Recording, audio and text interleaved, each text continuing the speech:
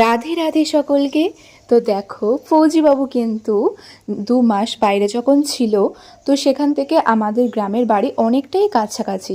তো সেই জন্য বাড়িতে কিন্তু প্রায় 3-4 বারে গিয়েছে ছুটি করে ওখান থেকে। তো যেহেতু ওখানে গিয়েছিল আর ওই সময় পয়লা বৈশাখও ছিল, তো সেই জন্য আমার মা আর ওর ঠাম্মি কিন্তু অনেক কিছুই পাঠিয়েছে।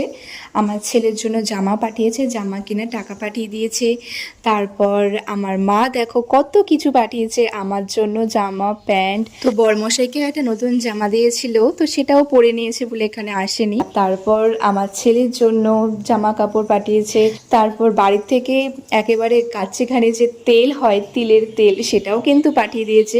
যেহেতু আমরা বলেছিলাম তিলের তেল আমাদের দরকার একটু, তো বাড়ির ক্ষেতেরই কিন্তু এটা বানিয়ে দিয়েছে দেখো।